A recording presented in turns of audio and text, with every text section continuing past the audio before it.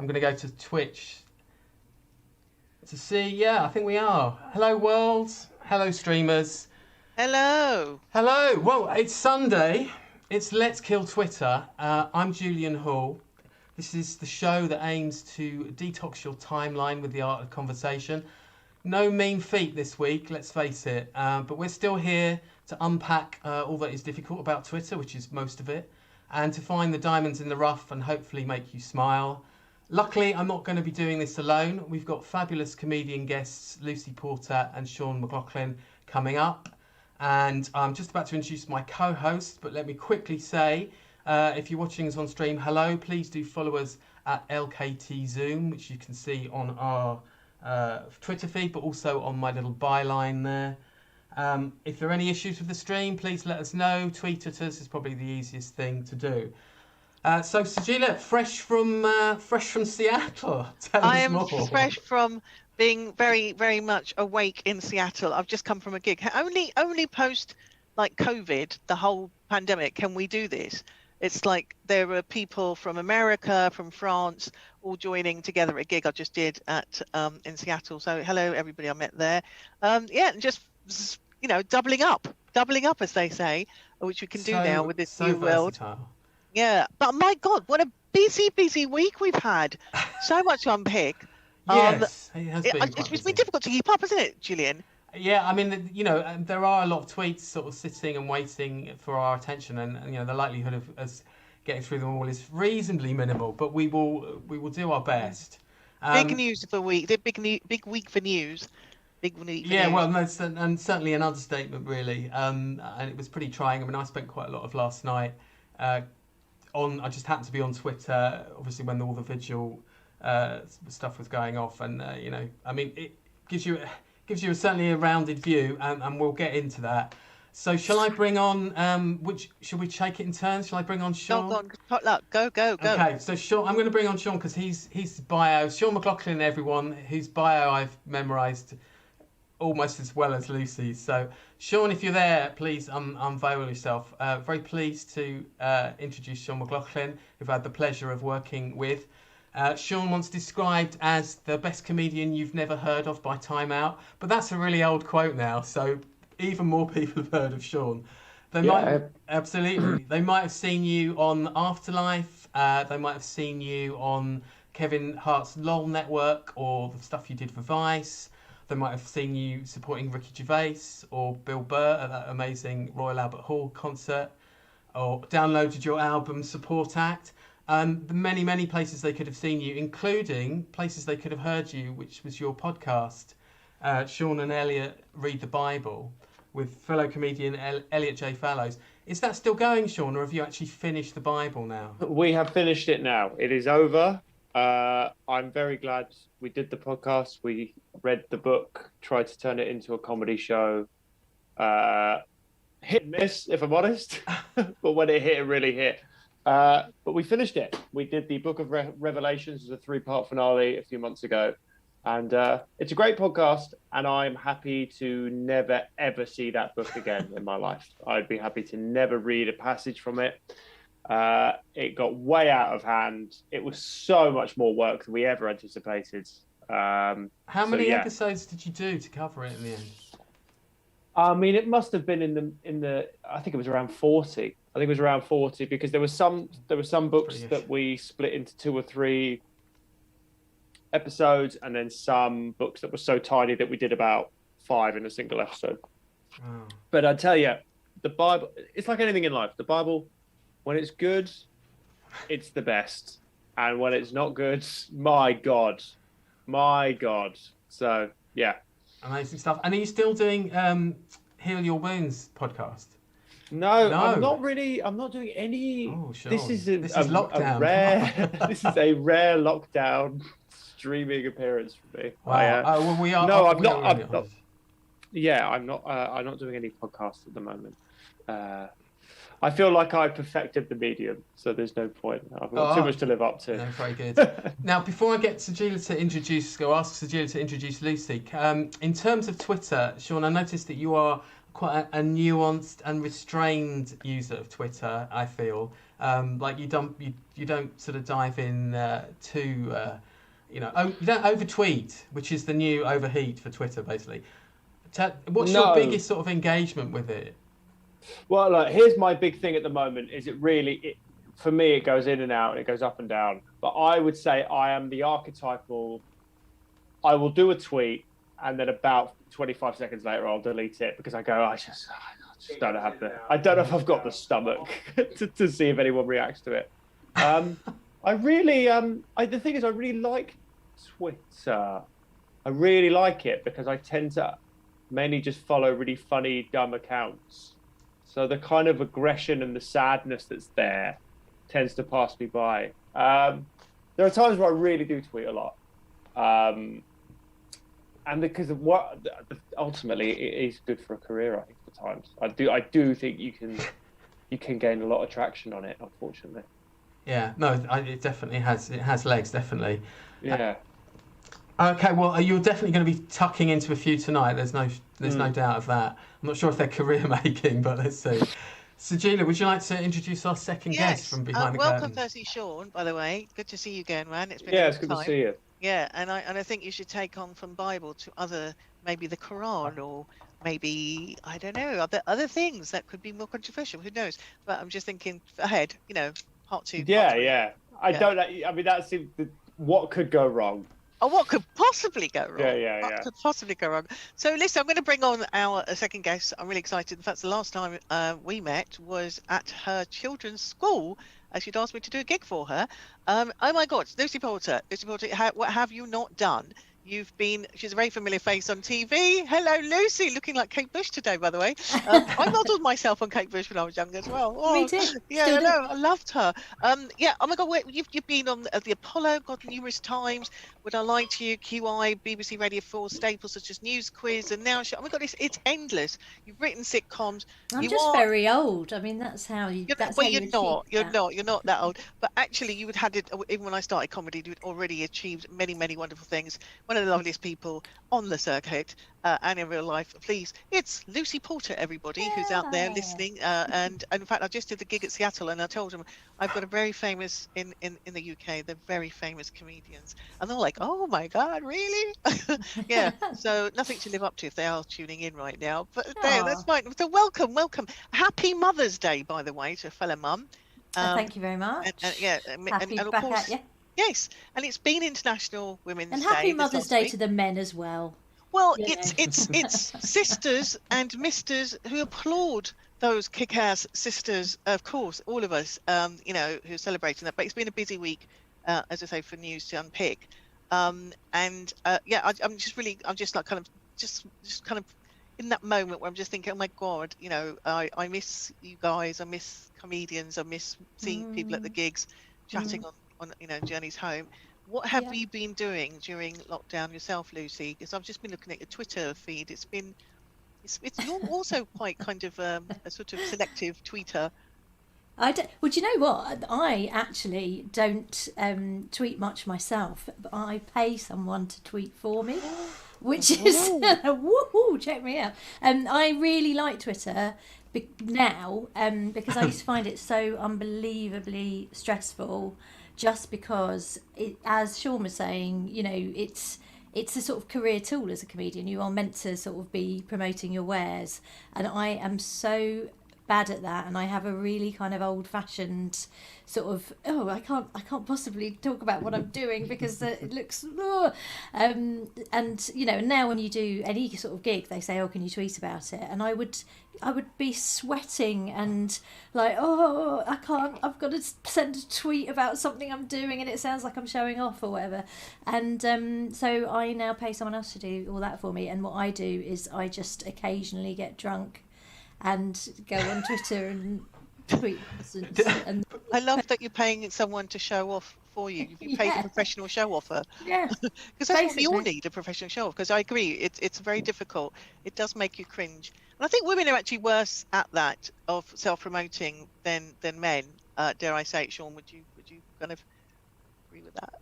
I don't know. I mean, maybe. I think not you, because you're quite sort of on yourself. You're quite shy as well. I think well, I definitely think there's that sort of killer instinct amongst some comedians, and Twitter is their sort of tool. They view it as their own personal billboard that's been created for them.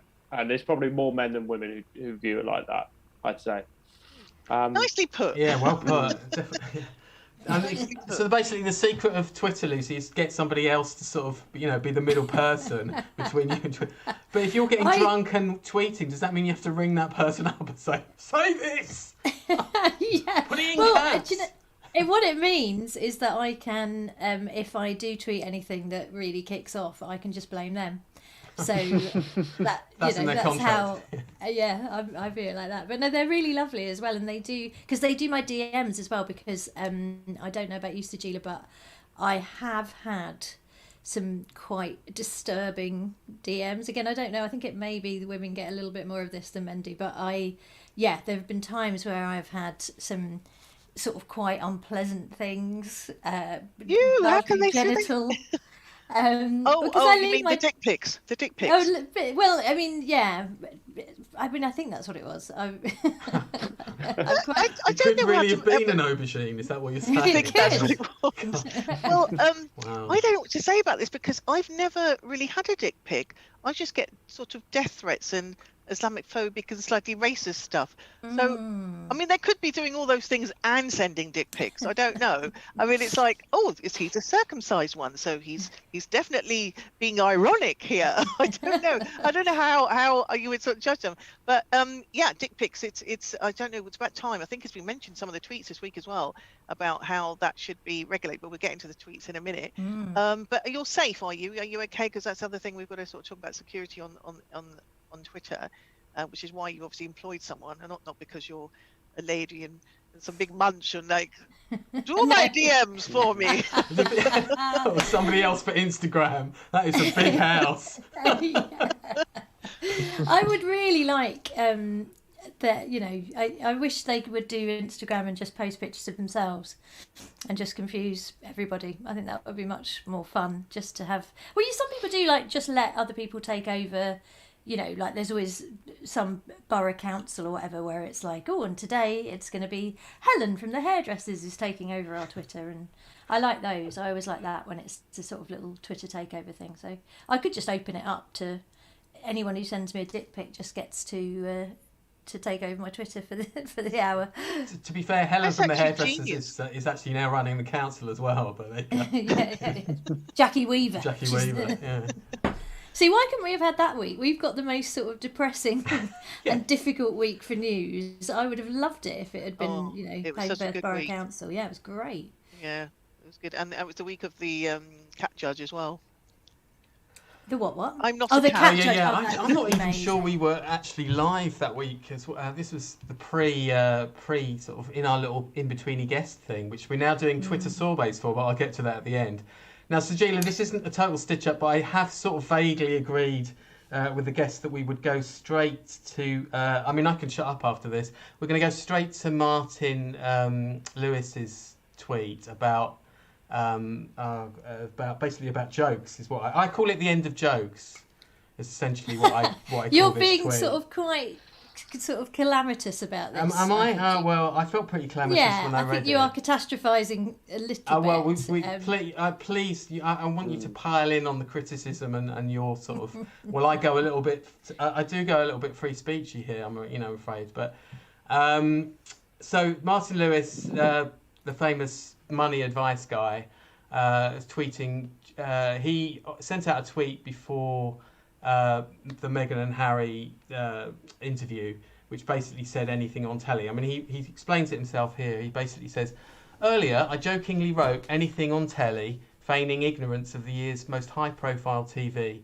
Many found it funny. A few misread that it was aimed to diminish the impact of the interview's themes, including racism. This was very far from my intent. Even one person unwittingly upset is too many, so I've deleted.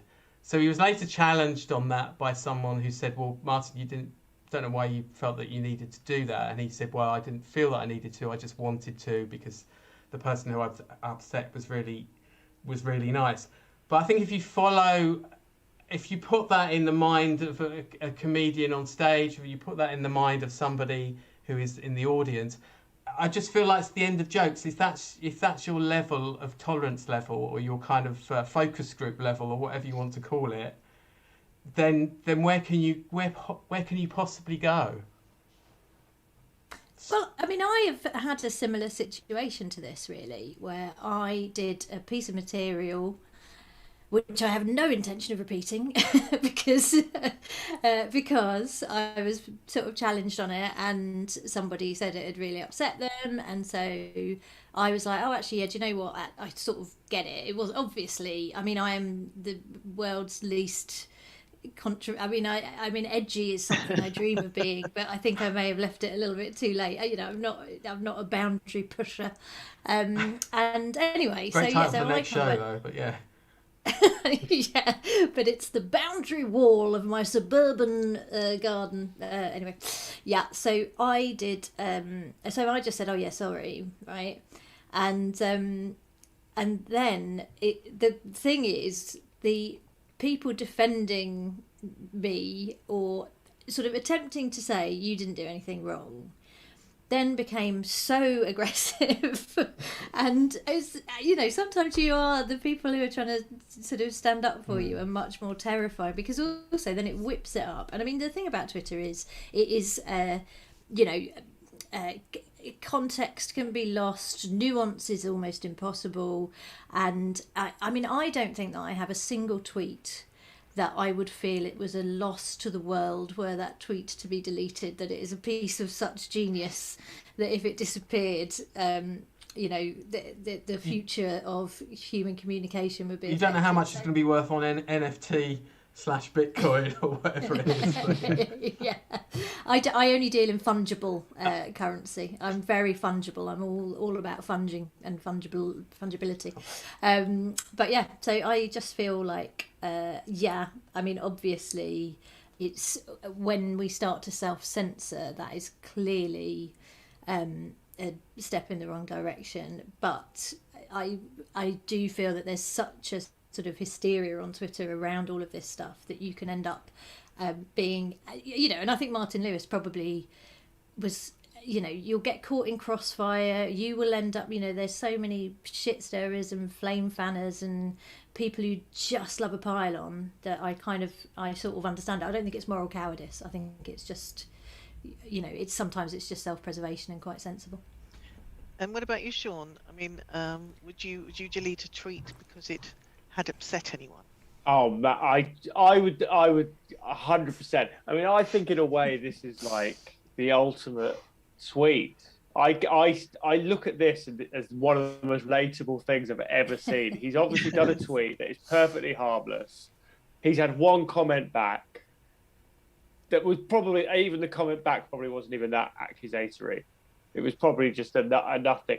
But because it's just like a little bit of, it's like they've made mental illness into like a physical algorithm. He's gone, oh, I've got this wrong. He's deleted it, but oh no! And this is the problem. You can see he's got into a tailspin totally, because he's then written a second tweet. I mean, it's almost the opening chapter of a novel. This is so long. Like, yeah, I made a mistake. This is why I deleted it. I'm like, just delete it. It's fine. Like, yeah. So I don't know. I think it's more like, I think basically Twitter is, a lot of the time, it's more hassle than it's worth. And I think Martin Lewis got set into a frenzy by that. So I'm trying not to read too much into it. Though I would be curious to know what the tweet. What was the reaction that made him delete this? Because I would react like that to very mild criticism. I mean, I really hate being told off, and I think this is something that Twitter has really exposed, is that nobody can handle being told off, and people either react with huge anger. I mean, the whole sort of not all men thing is just absolutely that people feel like they're being told off for something that they didn't do, and they're just reacting like a 5-year-old, like my kids do when, you know, I accuse the wrong one of having eaten my mini eggs. And you know, this is, we're all terrified of being told off or angry about being told off or something. And he's Isn't that obviously, interesting? That's like very Sean interesting. says, it's so relatable. Because I am absolutely. I mean, I said it wasn't moral cowardice, but I am a coward. So maybe Martin Lewis is as well. Who knows? I don't even know if it's cowardice. I think he's just like. His problem is he's cared too much here. Yeah. That's Well, he should. If that was me, yeah. I'd just be like, I'd delete it, and I'd have a walk, and you go, well, look, there's 400 million people sending tweets every second. They forget about yours in a minute, you know. And if, sorry. Yeah. I think having as many followers as he does, again, I mean, it's quite nice having some followers, but not like, I think if you're getting into the hundreds of thousands, you've got too many followers, and you probably should tweet something really controversial and unpleasant to just kind of cull a few thousand at least. You're to get more. You're just getting more people you don't want. I know. Maybe this is what but like Julia Hartley Brewer and people. It's this curse that they're trying to get rid of followers. Well, actually, can I just before I let Sajeela sort of contribute? Julia Hartley Brewer seems to be the only kind of the big beast of the sort of free speech brigade that kind of weighed in on this. Actually, I didn't see that many other people doing that, which I was quite surprised at. So I thought I'll do it. But I do take your point. I think it's very interesting what you said, Lucy, about the people that then defend you, the people that you wouldn't necessarily want at a dinner party. And Sean, you're banging out the maxims this evening like anything. So, and I think there's some really good things that you're saying there. But it just definitely gnaws away a little bit of a worry. And I remember, I mean, it is getting on quite a while ago, but I remember on my sort of daily diet of Jeremy Vine, yes, we have to name check that show all the time because I watch it all the time. But Matt Richardson, I think, was on it, and he was talking about a university gig that he did and a routine he had about how he was going out with a girl, but he wasn't in love with her. And he said the reaction that he got from the audience that he was going out with someone and he wasn't in love with them. It said they were so offended. It was like, how low is the bar? Anyway, I'll shut up now. Sajeela, what do you think? Yeah, I know. I was going to say that it's interesting you say that nobody wants to be told off because, I don't like being told off. And if anything, it makes me rebel. And I'd be just like, like as you say, Lucy, you turn into a child. Like, you can't tell me what to do. But if I had one person being upset, I think I would just ignore the tweet. I wouldn't respond to it. Is that quite cruel? And just think, well, no one else is minded about this, so I'm just going to keep it there. And I don't engage with everybody. And I'm actually, given I'm doing this show, co-hosting this show, I'm actually very sort of frugal with my tweets now. I used to really get into it, really get involved with all the, and I would just think, I'm not going to change their minds. There's no point in even having a discussion about this. I don't care what you think, actually. You've just waded into a tweet, and if it's just you, but if it was a few people, I'd remove the tweet just because I didn't want to upset, but the odd person here and there, they're just they're asked for it. I've upset every number of people live, and I don't mind that so much. I mean, but it is also because you cannot tell when you're going to just hit a nerve with someone. So I do sort of agree, Julian, that it's, you have to kind of be guided by your own lights. But I mean, because I had some material about cats, right? Because again, edgy, but actually that I have had more complaints because people really care about cats, possibly more than they do about racism, sadly, I would say. And that went a bit nuts, that I'd sort of, I'd slagged off cats, and that was, so, you just never know. There's a big cat and dog thing going on there, though, I would imagine. So just suffice. Yeah, it was at Battersea Dogs Home, I think, the gig. I mean, it was totally wrong. I once had people walk out of, and I've never had this. This is not my world, really. But people walked out of a gig of mine. I think they thought I was being racist, and I sort of said, "What do you mean? What are you talking?" And then they said, "Oh yeah, we think you're anti-Irish." I was Sean like, McLoughlin. Yes, I now don't know what I mean, what on earth could I be doing here? Like, I honestly don't know what I can do here. That Sean McLoughlin is Joseph Patrick McLoughlin, friggin'.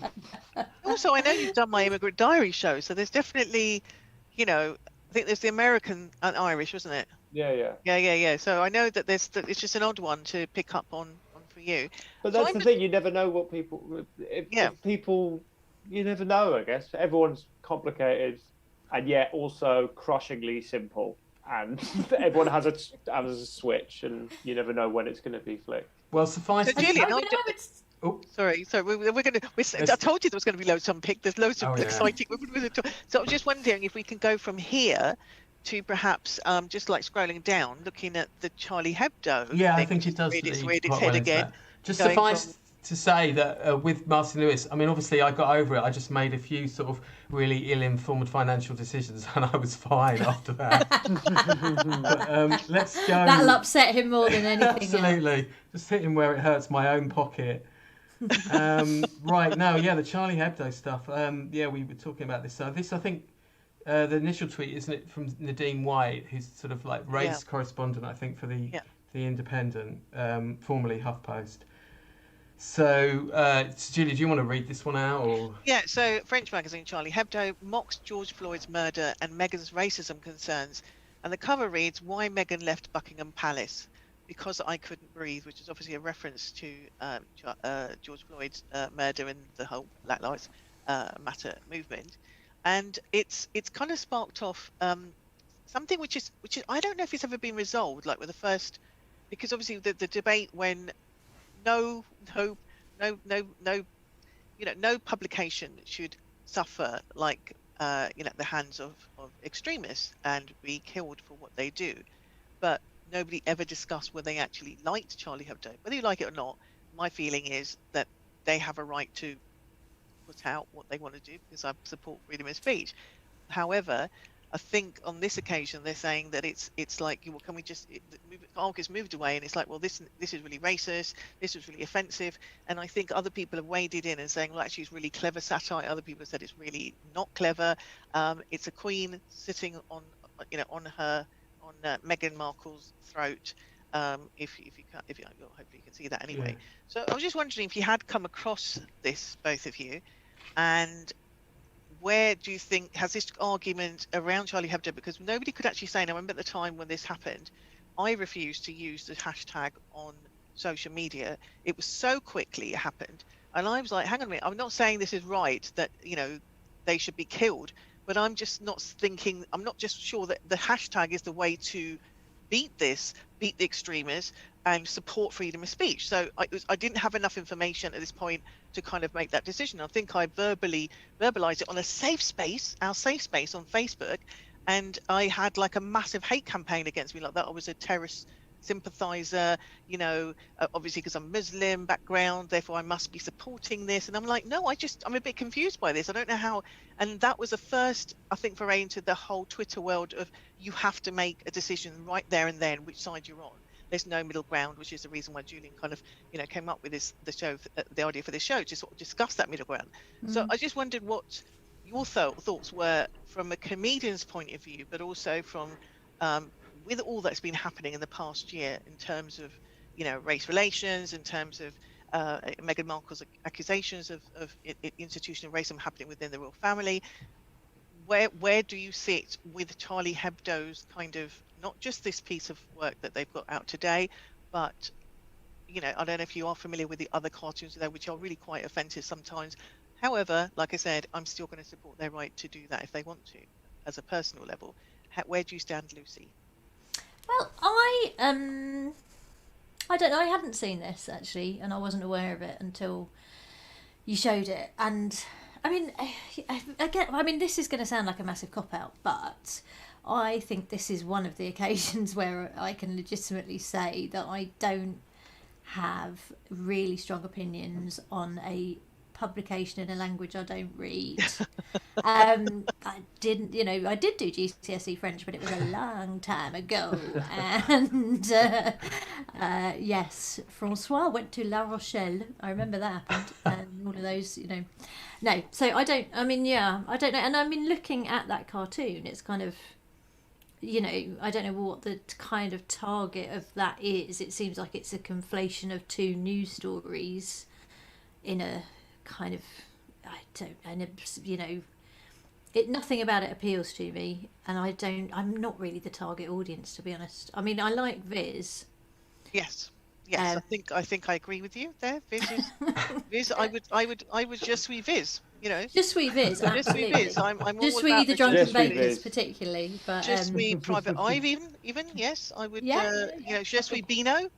yeah, Je suis take a break. I'm I absolutely on yeah, board Je with suis that. Great Grazia. tips. Je suis Grazia. So yeah, I think I'm allowed not to have an opinion. Sean, have you that's got fine. an opinion? Are you? I've got such strong opinions about all of it. No, I don't know. I mean, I bet I'm the type of guy when it comes to something like this.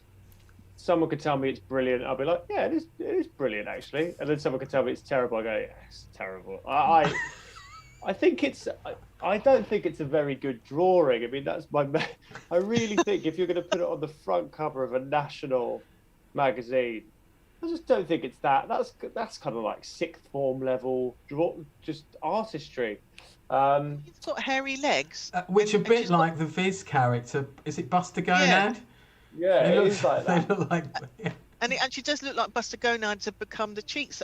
Yeah, you're right. It is a terrible cartoon. I just don't think, and it's not even well coloured. I don't think that's what the debate is about. Like this is an unacceptable image. Like the ink job is really bad. But, Although It is that yeah. sort of quite a good. I mean, you always see that, don't you, when there's offence taken at comedy, the people who think they're incredibly clever for going, well, the problem I have is not that I'm offended, it's just that it wasn't funny. And you're like, yeah, well done, mate. That's a really valuable. Thank you for chipping in. With it doesn't really matter, does it? What we think of it. It's tricky when it's a comedy critic saying that, but yeah. No, I know. Yeah. Yeah, I mean, my problem is that I don't see where the as you say, who the target is, and I think that. I don't like if it's punching up. I don't think this publication ever punches up. It always seems to be punched down for me. So that's why I wouldn't. It's not a magazine of choice. I wouldn't be buying it. But I just thought it was an interesting throw in. But seeing as we had just discussed, like deleting and self-censorship, where the level of it's a bit like. I mean, actually, it seems like we're coming at it almost from a kind of piece of a piece of sort of modern art, and actually that does seem to be where a lot of the tweets are sort of lying, because the people defending it are saying, well, actually, there's you've interpreted this in your sort of I don't know what's it, sort of Marxist sort of narrative, but actually there's another narrative going on and all the rest of it. I mean, look, apart from the fact that the idea of a Charlie Hebdo colouring book has suddenly flashed across my mind bizarrely because of what Sean said. Other than that, their illustrations are quite sort of grotesque and harrowing, and they are designed to provoke. They covered the asylum seeker, the young boy on the beach. There's a cartoon that they did. I mean, it's meant to be unpalatable, and they certainly achieved that. I know there's a piece. There was a piece written about them in 2016 about trying to discuss where their anti-racist sort of position within French society, and actually the guy that wrote the piece also went to their new offices after the attack, and it is literally like they're in an underground lair now after what happened. They're in a kind of James Bond type hideaway, but. I mean, I think it's fine given that. The offence is the point, isn't it? That's the thing. That's the point. Isn't that the point? If this was the front cover of Horse and Hound, I would feel so differently. But it is, it is what it is. That's really interesting, though, because go down a bad way then. Yeah. If with offence being the point, I mean, again, I suppose it sort of depends on the medium. But when I think about comics whose sort of line was offence was the point, so someone like, for example, Sean Rouse, who I know isn't sort of with us anymore, but he was very much geared towards. He was sort of a bit like Doug Stanhope without the get out clause, really. And I just don't think audiences, maybe they would still in the States, I don't know, but I just don't know that we would buy that. There's no market. I'm not sure there's a market out there for that. I mean, clearly there's a market for Charlie Hebdo in France. I'm not, Yeah. I think this, you know, I mean, it always goes a little bit in phases as well. I mean, I think that comedy has its kind of movements and fashions. And I sort of, like the 90s and early 2000s when I started, there was a lot of, you know, I remember seeing Ricky Gervais and Jimmy Carr and Robin Ince, I think, did a show, and there was stuff in that, particularly Ricky Gervais, you know, who just did stuff to provoke, and it was, you know, that was... and I'm not sure that he would do. Well, maybe he would. I don't know. Sure. I think he would. Better than I do. Yeah, exactly. But it's not so. Yeah. I don't know. Yeah, it's sort of. I think amongst. I don't know. Yeah, it just feels like there's not. That isn't a fashionable kind of comedy to be doing at the moment anymore. No, and I think we've probably got the reading in the room, which is like, it's not a magazine that any of us would necessarily. Well, I find it hard work getting through Private Eye, to be honest with you. But you know, so I don't know why. There's just something about old typeface that I just don't like. Fizz, yeah, of course. Yeah. So listen, because we're going to do themes, right? So what about if we're talking about obviously slightly touch on Meghan there? Perhaps we should go. I'm sure people have got. Yeah, I've seen loads of tweets here that I don't know who selected them, but we should go. There's a fun one. Oh, hang on. I think I might have gone past it, actually. Hang on. About the coffee. It feels like ages ago, though, doesn't it, the Meghan thing? I mean, that's just so much incredible. I know. Yeah. It's only, was it Monday? Yes, because I did a gig. I was doing a gig at the same time, and I still haven't seen it. I've only seen clips and read all the Twitter feed. I mean, have you guys seen it? And no, because I didn't. You know, I mean, I'm not really particularly... You know, the royal family isn't my bag. I remember when I was a kid, I had an auntie who used to always buy me books about the royal family, and I think it's turned me off. She gave me a book about Princess Anne. I was like, who wants to read a book about Princess Anne? That's like not the best royal to get you involved in the royal family. Apparently, everyone's favourite royal. Apparently now, that's the hardest working royal. That's like buying you like the pop-up book of Ringo Starr to try and get you into the Beatles. Exactly. Yeah, it was a sort of good inoculation against any interest in the royal family at all. But what I quite liked was the memes. I loved the memes of the memes. The memes. Yeah. Is this your tweet then? This is actually Sean's, but actually let's do a little roundup. Yeah. I just thought this was this is right up my alley, Twitter-wise. I mean, Fairy Cakes is one of my favourite feeds anyway. Can we read it out just in case people who are live stream watching they can't read it? So do you want to read it out? So stress about the height of this coffee table, too low to eat of, just tall enough to accidentally kick your drink over whilst crossing your legs. Useless for playing hide and seek. Just a terrible table. This is from Laura. And do you want to tell us why you picked this tweet, John? I just love that. I mean, it's a perfect observational joke hidden amongst this, you know, huge mega and in many ways quite harrowing story. I love it. I just think it's and I totally am with her. I mean, it is a terrible table. It is. It's like they've cut the legs off the proper table. Yeah. I think that's what I think Twitter is at its best for, is taking these sort of stories and just turning them into really, really funny, and just the sillier the better for me. I can believe that Oprah probably went really divish on this and said, that table's too high. That table's too high. You can't see me. You can't see. Cut it down. Cut it. And there's someone sawing off little by little by little by little until it gets like right down. We can't take any more off. Yeah. It was someone else's. I can't remember whose garden it was, but it was someone else's garden, and they're probably thinking, "Well, you can have my garden, but I'm taking the legs off this."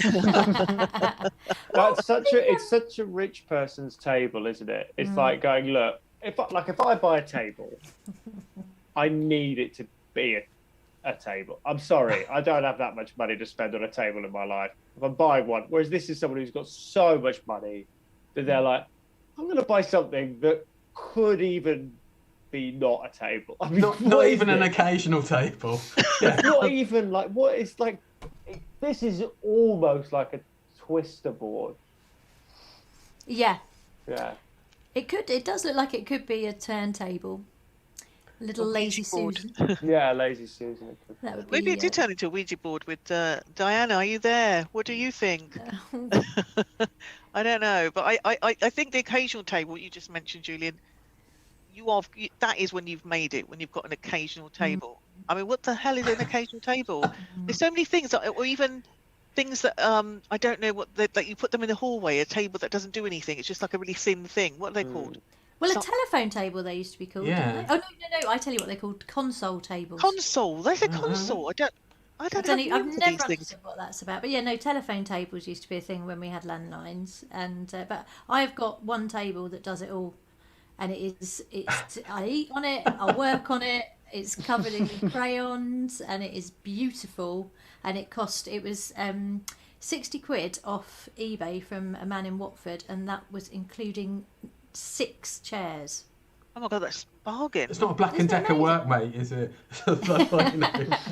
Well, it does have crafting done on it, so we haven't actually done any heavy duty stuff on it yet. But yeah, Have we got more furnishings here, Julian? Yeah. I mean, it's fair to say if you've got a house where your furniture's only working part time, then you must be quite well off, really. Exactly. This was actually yours, wasn't it? Your choice. I chose this one. I thought this was. Tell us, Lucy. So this was Nick Sampson tweeted this, and there were a few versions of this doing the round. So it's a triptych of 3 photos from the interview. So it's Prince Harry saying, "Every morning Prince Philip walks through Buckingham Palace naked," and all the servants have to cover his dick with sausages and bananas, and like in Austin Powers. And then Oprah's that face. It's just brilliant. And so there were loads of those, and I just really enjoyed them again because it just sort of punctured. I mean, obviously there were serious issues being discussed, as Martin Lewis is very aware. But I'm absolutely with Sean on my favourite Twitter is sort of is cheeky Twitter, I suppose. I picked up one as well. Sorry, Sean, do you want to go? You were going to say something there? No, I was just saying it's brilliant. I love that. It's so. I really wish I'd thought of that. I think had the only thing that had happened last week been sort of this interview, then obviously I think we'd probably we might be going through the ins and outs, but we seem to have come to a point where we can actually pick out the funnier ones. And this is one that I love. This one. I've forgotten where Guy's from actually now, but he's picked out the fake show business, and it's. So Meghan Markle reveals she gifted Prince Charles a Suits DVD box set, but when she and Harry visited 3 months later, it was still in its cellophane wrapping. Totally believable as well. Yeah. As Guy said. I mean, do we all watch it? Have we established that we've all seen it? No. I've not seen a minute. I've not seen it. Wow. I've not seen it. I've watched the sort of the highlights. I read it. I mainly read about it. Oh my god! Yeah, this is all reading. Julian, you might have to lead us here. You might have to. Oh, Captain, my Captainess. So you're the only one that's seen it, Julian. So it would say. We've just been following Twitter things. And Bobby Mayer, who picked Bobby Mayer's tweet? I love this one. Oh, I thought that was so funny. Yeah. I love this one. I think I might have seen it before, but it doesn't really matter, does it? Yeah, I think it's underneath the red, yellow Charlie Hebdo thing. I think it's about 3 down from that. Where are you? I think actually the presence of the crown. There you go. Yeah. Go on, Sean. Tell us. So just as Meghan's ultimate revenge will be playing herself in the crown. I mean, it's perfect. I do think the crown is in general a premium Twitter prop. Like I see a lot of people talk about, especially stuff like this. Like I saw that one of those things where it's the fake subtitles, or the interview was just Prince Harry going, "King Ralph actually happened," and then there was another one saying, "Who is?" Because aren't they staying in Tyler Perry's house, or they were staying? That's who it. Oh, they were. The American filmmaker kind of comedian guy. And then someone wrote, "Well, who's going to play Tyler Perry in The Crown?" I mean, it's absolutely. That's the thing. It's a story like this is fundamentally ridiculous. For all its sadness, it's so ridiculous. Really, I mean, it's so mad that it's sort of this is what Twitter's made for. I think. Because I think Twitter. I think Twitter awful is that. Go on. I was going to say. Like, I was going to say that you're saying it's sad. You're saying it's sad. I don't know that it was sad. That's what I'm saying. I haven't watched it. I don't know Lucy, but we know it's sad, but we don't know why it's sad.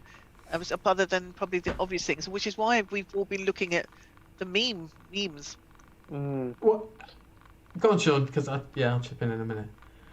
No, I was just going to say, like, I think when there are stories that are genuinely, a lot of stories this week and just a lot of stories in life, especially at the moment, that are just genuinely awful. It's like Twitter it can't cope with it.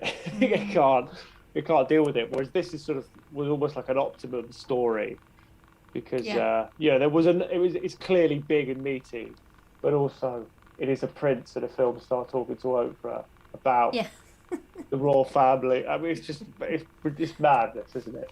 What? Because normally whenever I've worked on any topical comedy show ever in any medium, it's always when difficult stories happen, or when there's something that actually is sort of quite serious, the thing you always do is go, well, we need to look at the coverage. You can't make fun of the story, but you can make fun of the way that it's covered. And this whole thing has been such a sort of gift for that, because it's all been so mad, and it's like this insane kind of gossip story that's being played out on telly and in the papers, and it's just brilliant. I mean, it's great. It is awful, but it's brilliant, because there is something every single day that's hilarious about it.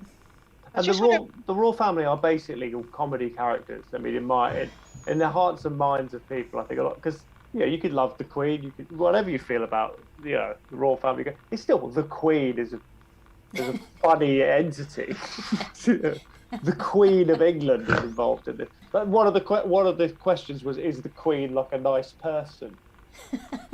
On the news, that's not a news story. A prince go, the Queen is really nice. Was that one of the? Was that in the interview or?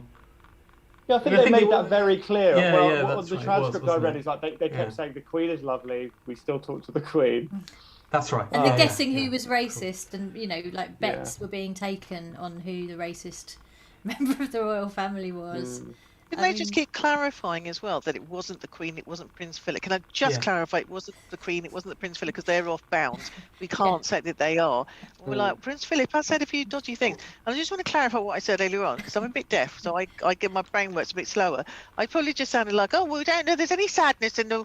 What sadness are we talking about? Of course we know. What I'm saying is we haven't watched the interview, so we can't comment on... We know what they discussed, and we know what's happened. It's all awful. And actually, Lucy, I think I've learned something new today. It was like, you can't pick on the story, you pick on the coverage of it, which is what obviously Twitter then allows us to do that. So I just wanted to, my brain does work a little bit slower. So if you just look, because you just have to look, why are they staring at me? And I just sort of think through what you're saying. Okay, I've just made it sound like... Sorry, you didn't tweet it out. And I was like, fuck, I was just looking at me like, what you on, Sajeela? And so just so you know, that's what it was. My hearing makes me feel a little bit slower. No, I mean, kind of like... You're nicer than the Queen. I know that for a fact. It's amazing to think that I've just become Let's Kill Twitter's royal correspondent by virtue of being the only person to have watched the whole thing. I mean, obviously, if the sort of when they took Phil out of the running for racist member of the royals, I mean, it would just be very convenient if it was Andrew, wouldn't it? I mean, talk about killing two birds with one stone. Really. Well, that's a terrible expression, but you know what I mean. You know what I mean. It's a 2 for 1. Yes, definitely. But I know about you, but I feel like The Crown is almost like what a spitting image was back in the day for us. Like I knew about Diana's bulimia, I knew about stuff that was going on in the royal family through that, and now I judge everybody in the royal family from The Crown. It's not the other way around. It's like, Prince Philip's actually nicer than what you all thought he was, because he comes across nicer in The Crown, and the Queen has had a really tough job. And oh my God, it's really hard to live in that family. And even all these things now going into my thoughts, which weren't there before, based on The Crown, a piece of fiction, effectively. But they're actors, not puppets. That's the important thing. Yeah, I know, but I just feel like that's how we're judging everybody now, is through the prism of the characters, the way they portray themselves. My husband's watched it, and he's much more interested I mean, obviously, I'm only interested in who plays Princess Anne, my favourite of the of the royals. But I wouldn't even watch The Crown really. I'm not that. So I don't know whether to it's really throw a good. spanner in the works here, because I think it's important to have the light side of it. But there is sadness here. But I was struck by this thing I saw on Jeremy Vine. Yes, that's where I get all my news, and that's the only people I talk to every day. And there was a guy who phoned in on I think it was Thursday. I can't remember when it was actually. Called Neville, and he phoned in and he basically said, I can't play the clip because I think copyright-wise it'd be a bit naughty. He basically said that Meghan had manipulated the three what he called woke issues, which were race, race, mental health, and gender, and then basically pre-planned having this interview land on International Women's Day, and he made a sort of case, a sort of conspiracy theory case, of which has been obviously quite a lot around Meghan, and he tied everything together and he sort of plonked it there, and I don't have a Piers Morgan moment, but you can't say because you haven't seen the interview, have you? I was going to ask how genuine you felt. I watched it, and I'll be honest, I did find it quite genuine. I didn't find it as stagey and as forced as you might imagine it might be, because it was a bit of a Hollywood affair and so on and so forth. So in that respect, I can report back that actually it wasn't uncomfortable viewing it was uncomfortable in terms of the content of what Meghan was saying and the ramifications of it, but it wasn't uncomfortable in terms of watching two people who were trying to sort of, sell you something, as it were. But anyway, I'm the only one that saw it. I'll kick that off. I'll kick that one off then. I'll tell you what, Julian, we'll get us all together when they turn it into The Crown. When the Crown reaches this. That's the only time you're going to watch it. Crown. But basically, you guys are not going to watch it until it's in The Crown. I'm going to be like, I'm going to say to my kids, you know that these what you're seeing now is based on these real mingers, and we had to watch them on the news. Thank God they turned it into The Crown. Yeah, and I'll be going, that table was far lower than they're depicting it now. I'm looking forward to it's a date, Sean. We'll do that. Sorry, Sajeela, you were going to go and. I was going to say, on the serious side of it, so if it is manipulated, I don't give a shit actually, because there are three things that do need to be discussed, and it doesn't take a rocket science to work out that it doesn't matter what many times, like even comedians, if they're suffering from mental health, we're not supposed to, because we're in comedy, you should be able to take it, and so there's that kind of. Yes, they are privileged. Yes, they're royals and she's a Hollywood star, but that doesn't mean to say that their story is any less real. Doesn't mean to say that she suffered any less for that. And I kind of joked in our show, our sorbet show, that for me it was very kind of similar to being married into an Asian family, like like the mother-in-law is everything, she's queen of the household, this is actually the queen, and how she rules the roost, the daughter-in-law is the outsider, and if she's someone that she didn't approve of, she's never going to let her son and her daughter-in-law be happy. So that's a very kind of, you see it in any Bollywood drama that's on Netflix now, that's the kind of thing it plays out. And it can make your life absolute hell. I've been one of those daughter-in-laws, but so there is something. I think there is truth in this. Whether it's set up. Yes, it's on International Women's Day. It's on that week, but it also follows a whole year of where race relations have come to the forefront, and especially if you're a woman of color, it makes a huge. And it really did. Even though I didn't watch the program, it really affected me personally. And I know other women of colour, and it's in a week. Yes, if it is meant to be, manipulated, I don't care. But in this week, it made a profound kind of impact. And it's things that if it opens up a conversation about even one of those things, mental health, what are the three things? Mental health, race and gender, basically. Race and gender, yeah. Then that is the week for us to be discussing it. So I don't think. I don't really give a shit about whether it's Oprah, they're rich, blah, blah, blah. I believe the story, and I think it's a great thing. I love the build up to it as well. I think that was really good, that giving us little teasers. I think that made it a little bit more sort of Hollywood. So there's enough of Hollywood kind of entertainment. You're in lockdown, you haven't got anything else going on. we can do this, but also some serious stuff as well. So I thought it was a nice balance. Well, Lucy's picked up a tweet from about the William and Kate's PR, so that seems like quite a good place to go for the next one, because this story was kind of like today's story, really, wasn't it? I think. Yes, Dr. Georgina Porter, no relation, said the Duke and Duchess of Cambridge seem decent enough people, but their PR advisors are awful. The cute children paying emotive tribute to Granny Diana on Mother's Day for the first time, when the royal family is in a wobbly place, comes across as cheap and cynical, even if it's not. And this had passed me by. Again, not having a huge interest, I didn't notice, but there's been some pictures released apparently of Mother's Day cards that the Cambridge's children have written to Princess Diana. I mean, I don't know. It's a very. I mean, even getting. I know how hard it was for my husband to get my children to make me a card. The idea of him trying to get without a PR department. But exactly. I mean, the children are children, and the idea of making a Mother's Day card for your dead grandmother, good luck with getting my children to do that. Just a really, bit of a weird one. I mean, I haven't really got anything to say about it, but it is just this. I mean, I just feel awful for everybody involved, because I think it is. I know I pay someone to do my tweets, right? I know I've been upfront about that, but when somebody is managing your tiff with your brother, and you're getting advice, and it just seems, if you fall out with a member of your family, pick up the phone. Don't consult your advisors. It's so mad. The whole thing is just so insane.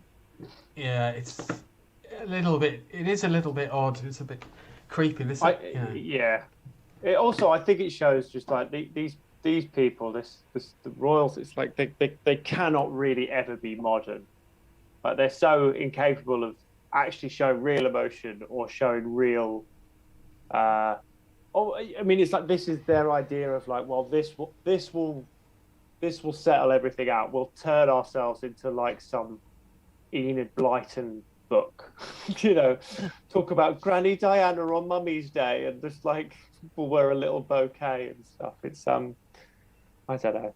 I guess that's probably the thing people like. Again, as someone who did not see the interview, but it seems like Harry was at least showing some quite genuine emotion, and there was actually some thought. There was sort of an emotional depth to what he was saying, which is sort of so unlike anything you get from the royals. And there is that sort of, everyone says the generational divide, that people, younger people watched the interview and were on Harry and Meghan's side, and then older people watched it and, felt the Queen had been horribly abused. And, it does feel like the royal family is a bit of an anachronism, and it isn't easy to see it lasting in its present form. I just think they need to make Andrew. They need to make Andrew king. I just want to see it. I just want to know. What does this do to us?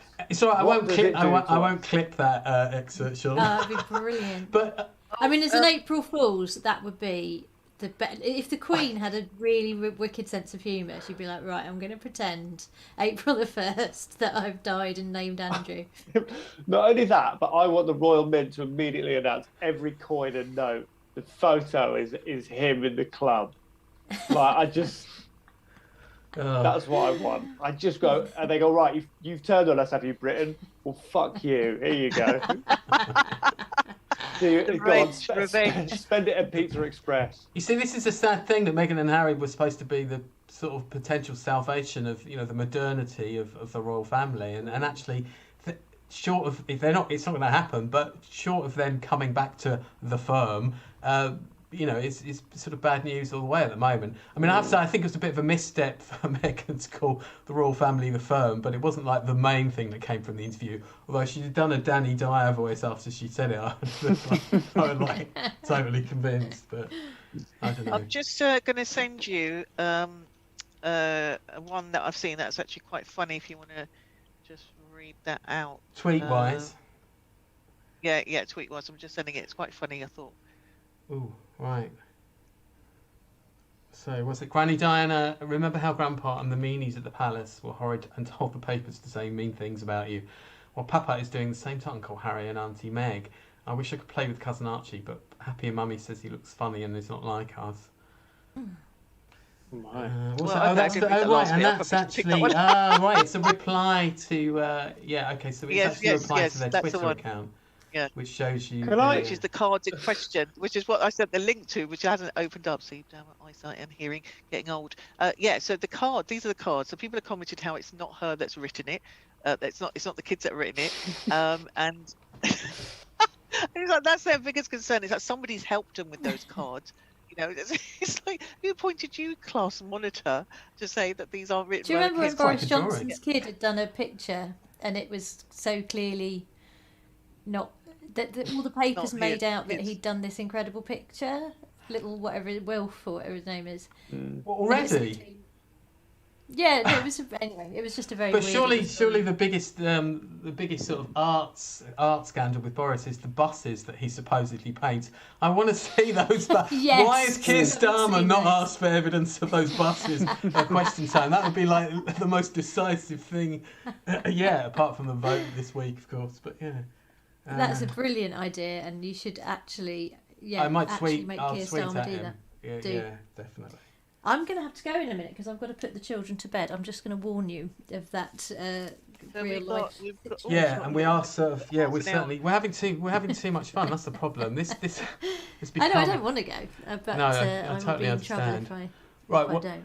I'm gonna. Lucy, do you want to share? Do you want to pick a tweet before? Because obviously, if you've got to go, That's a good idea. Let's get your tweets sorted. Well, there was Andy. The tweets that you picked and why you picked them. Oh well, yeah. Speaking of children, I could talk about Andy Parsons. Oh God, that is because brilliant. obviously the other big news of the week I love that tweet. Parents was that it was children going back to school. And Andy Parsons tweeted, "Oh, what a wave goodbye that was at the school gates this morning. Now checking today's timetable below. I've done the first two already and am very much looking forward to English. # back to school, # back to bed."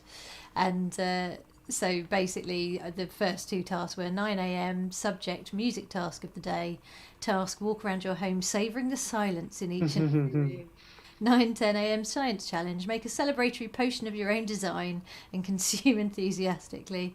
And it was just everybody saying basically we're going to do nothing but sleep and get drunk after having been homeschooling our children, which is terrible because I love my children to bits, but it's just been a sort of difficult year, and I have at points thought I may as well have tried to teach my cats to play jazz clarinet as try and instill any kind of knowledge in my two, because it's been that would make a brilliant Twitter video, I have to say. Although the dog owners just wouldn't go for it, would they? Exactly. There'd be kickback on that. There'd be a backlash against.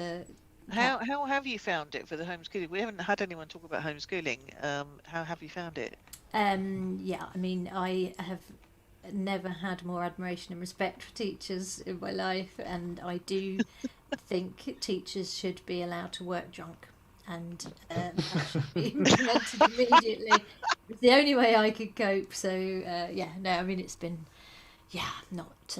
I mean, it's lovely spending time with the kids actually, and once I gave up on homeschooling altogether, and I just had fun with it. I taught them Queen Victoria was Winston Churchill's drag name. That's something they now believe to be a fact. That's kind of parenting, making stuff up. That's what I used to do. Make stuff up and then they repeat it at school. Messing with their internal Wikipedia. Send those little truth bombs into school. But we watched the whole of the Marvel. I'd never watched any of the Marvel movies, so we watched all the Marvel movies in order and all the spin-off TV series. And we're just doing Star Wars now. So it's been... It's educational. I studied Star Wars at my degree, so, Did you? I think they're way beyond their years. They are. Well, they were watching the first three, one of the first three tonight, so I was like, oh, that's, I'm not bothered about missing, Is there any other tweets you've got there that you'd like to share quickly? I don't think I did. I think there's three, wasn't it? Or Sean, shout out, because, it'd be good to just get one more in that you've kind of feel passionately about that you bought, and you thought, no, I haven't Well, done it. I mainly sent the kind of ones that I found really funny. I mean, the one up there, if you want to go up a couple, this made me and my wife laugh so much. It made us laugh so much. I thought this was so funny. Can you read it to us for Guys' Tinder bios be like 6'2" because apparently that matters. Boy, nobody give a fuck. You make me 6'2", my stomach. And that's what I look for. Some people go on Twitter for arguments. Some people go on to learn or to raise awareness, and I just go on for stuff like this. You know, that's the beauty of this great service. Exactly, and I think that's a nice way to end. That's a very nice way to end, actually. Very nice way to end. I agree. As you've noticed, that Julian has a different background here. So here's the thing, guys. If you are out there, actually, before we go, Karen has got Karen, uncover yourself and show us the tweet that you want to share. If you're still there and haven't gone off to make the tea. And there you go. Hello, Karen. Yeah, what was your tweet? Hang on, you're muted. Send it to us. Did you at us? I don't think so. No, I don't think so. Hiya. Hiya. Yeah, what's your tweet? Hello, honoured guest. What was your tweet? This time. So actually, you hit mine because I was going to hit the one about Granny Diana, but only because I'm so impressed. Whoop. We've lost sound. Can you not hear me? You can now, yeah. Yeah. Well, mine was the Granny Diana tweet, but not because of what it was about. It was the fact that Charlotte's writing was better than mine. Yeah. Yeah. Well, that's private education, and being the future queen or whatever she. Well, so it's better wrap up, really, hadn't Yes. I? Yes. Yes. Thank you, so, Karen. well, thanks very much, Karen, for being our honoured guest in the Zoom room.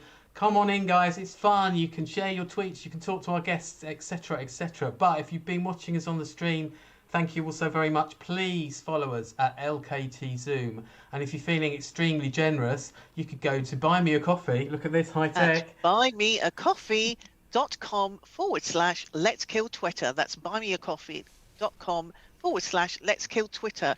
And if we were having coffees and drinks, what drink would you have, Lucy Porter? I like the fact that it's Let's Skill. I love it when you can make different stuff out of the. There's going to be some skill Twitter that is a thing. Let's kill Twitter. Yeah. Let's Skill Twitter. If we were having a beverage, I am having a gin and tonic mixed by my children, as I've taught them that's a scientific experiment. Yes, exactly. I agree. That's a good skills for the children to have when Mummy comes home from work and pour me a drink and a gin and tonic. And what about you, Sean? What would be your drink of choice? Anything and anything. I'll drink oil. Well, that's where it's going. I'll drink lots of coffee, but I'll drink oil. I'll drink, spit, whatever you got. Just got to get to the summer. So guys, if you're out there listening and you enjoyed what you saw, do buy these guys lovely a drink, preferably not one with spit in it. I think Sean will probably like something else, but just give him the money instead. He'll get his own drink. But thank you so much, Lucy Porter, for joining us. Thank you so much for having me. It's been an absolute pleasure. I'll let you thank Sean. Oh, and thank you, Sean. Yeah, absolutely. I totally. It was such like having a chat in my front room. I mean, obviously that's where I am. But I sort of all my hosting duties have gone out the window because it was just it's very chilled. That's nice. Yeah, and what are you up to? I mean, what are you up to next? I mean, I know we've still got a bit of lockdown to go, but for me, yeah. Oh, don't forget. Let's not just forget to say thanks, Karen, for giving up your evening and spending some time. I should tell you about Seattle after the show. The secrets of Seattle. Yeah. Thank you. Yeah. Yes. But yeah, please promote anything you want to promote, guys. Well, you can listen to my comedy albums. I had one that just came out. It was Hail Mary, my most recent show that just was released as an album. They're on Spotify. Don't buy them. Just stream them for free if you want. And then that's it. And when the gigs start back, come and see me, please. Yeah. Because there's a lot of money to make up. Yes, I'm looking forward to seeing everybody and you guys when we get together for the Crown. Yes. Oh, yeah. Do you think they'll have done it caught up by then? Season 10. Please do follow our guests. Yeah, totally. Please follow our guest. Please It's follow our guest. at Sean McLoughlin, SEAN, and then McLoughlin, and of course at Lucy Porter Comic, LucyPorter, and then comic. And that won't be Lucy Porter. That will be her hired, you know, Star. show What you off. like Star. to A my hired show off. DMs. But They like something interesting in the DMs, so it's do fine. they pass you on like ones that they think you might like? Yeah. Oh yeah. Yeah.